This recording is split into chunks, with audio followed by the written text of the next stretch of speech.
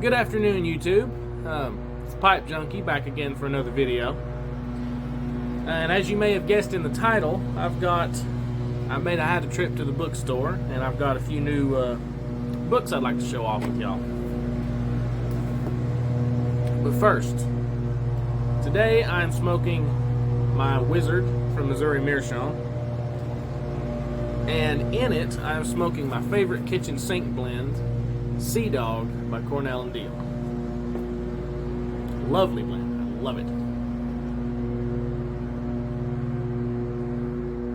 It's got just the right mix of the smoky tobaccos with sweet and perfection, my friends. If you haven't tried it and you like kitchen sink blends, I recommend it. I recommend giving it a try. It is wonderful. Alright. So, first book on the agenda might be something interesting to some folks. Some folks may be like, it's not that great. I personally am going to enjoy this book. I haven't dove into it yet, but I plan on it in the future. So, it is called The Meat Eater's Guide to Wilderness Skills and Survival by Stephen Ranella, who is the host of the show Meat Eater, as seen on Netflix. So, this book, you know how most survival books talk about, they focus on like edibles and finding wild edibles and different plants and this and that. What I gather from the title is that this is a survival book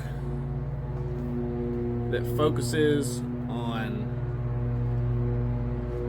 harvesting meat as a means of survival.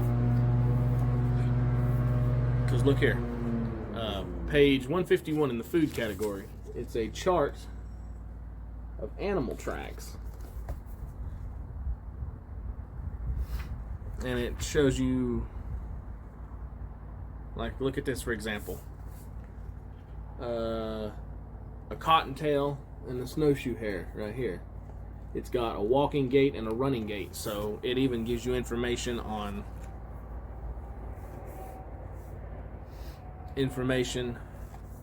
tracking. Oh, this is a bit dangerous, but it also has a section on mushrooms. I personally don't mess with mushrooms, but it's got wild edibles in here as well. Lamb's quarters, nettle, amaranth, mustard greens, wild onions, stuff like that. But it's more than just a food book. It's a general survival book. It shows you how to make a compass with a stick, the shadow stick method, for those of you who are into survival. Shows you how to orient yourself with the stars. Shows you how to make shelters.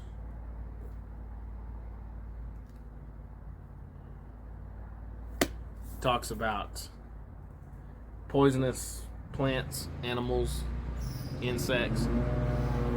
All around just an interesting book. I'm looking forward to diving into that one. Pipes went out. My neighbors decided to mow his yard today. Why, I have no idea. But, to each his own, I suppose.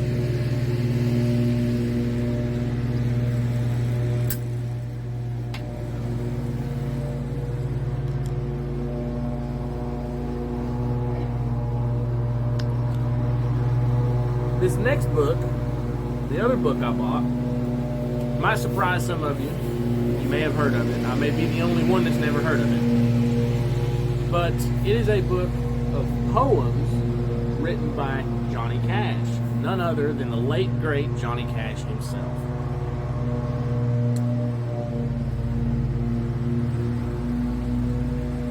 And this says the unknown poems. So I've already had a look through it, and I'm not going to read the foreword because that is too long. It was written by Johnny's son, John Carter Cash. I am not going to read that because it's like 3 or 4 or 5 pages long. So we'll just dive right into the poems.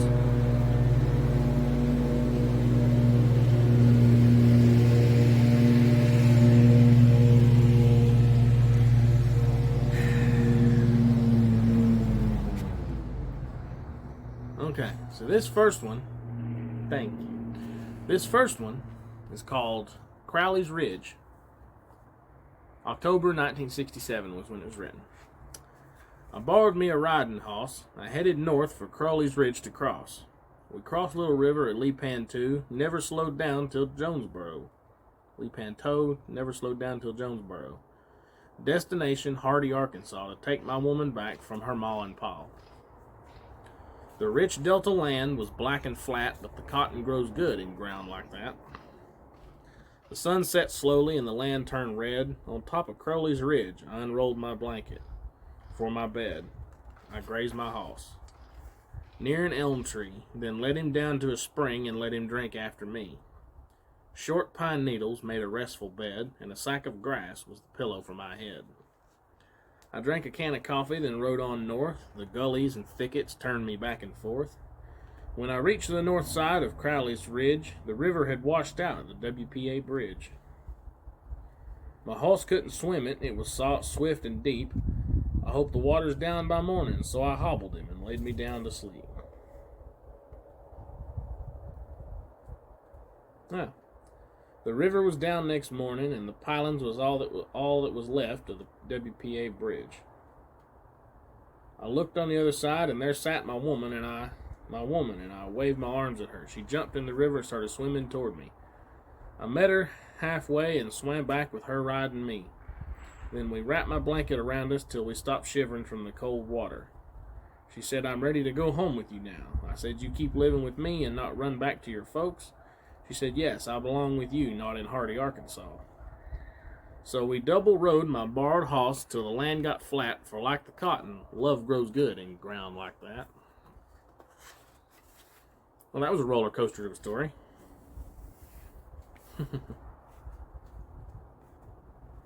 I can see Johnny's writing style in these. Oh, here's another one. Going, Going, Gone. Written Christmas, 1990. Liquid tablet, capsule powder, fumes and smoke and vapor. The payoff is the same in the end.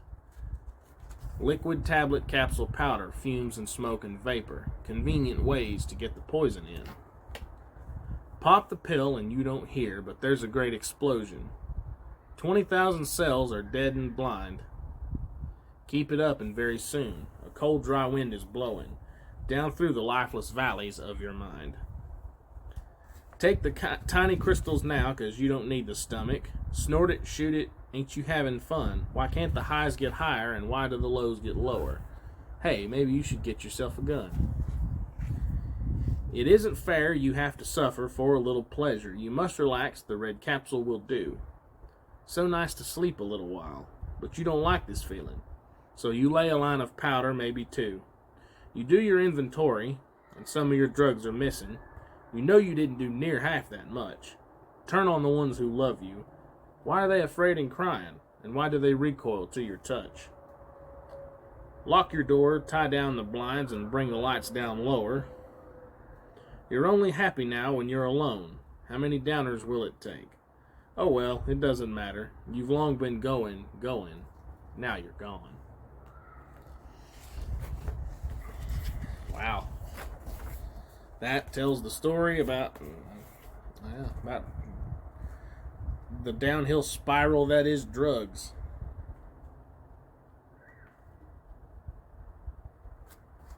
Here's one. I have been around. Undated. I have been around, I have been on the incoming and the outward bound. I came up from the fields, and I've been down on my knees. I've been visited by angels while demons badgered me. Guess I gave the devil more than his due, but I always come back around to you. I have been around, I have kissed the midnight on a priceless pearl I found. I have been a counselor and I have been a fool. I rode a wild horse and I rode a Mach 2. I've been loved and I've been bored and I've been blue, but I always come back around to you. I have been around, I have tasted rapture that could not again be found. I felt the power filling up, and I felt the power gone. I've been full but hungry, and abandoned to the bone. And in the end, I knew one thing to pull me through. I always come back around to you.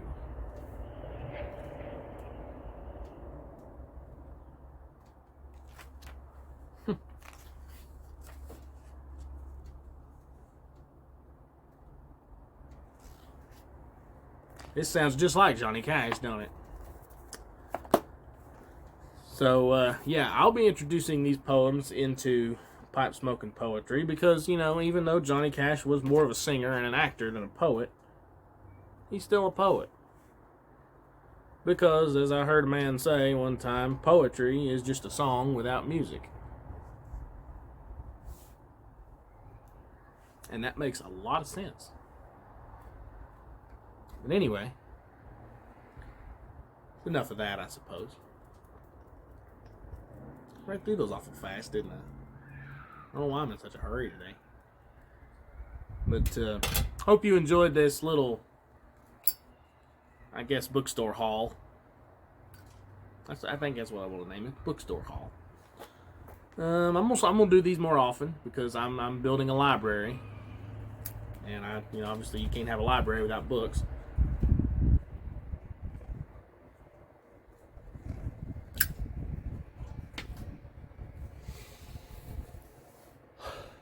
Anyway, I'm going to sit here, finish the rest of this pipe, and I don't know, probably do something else. Y'all have a good day. Be safe. Be kind. And God bless America.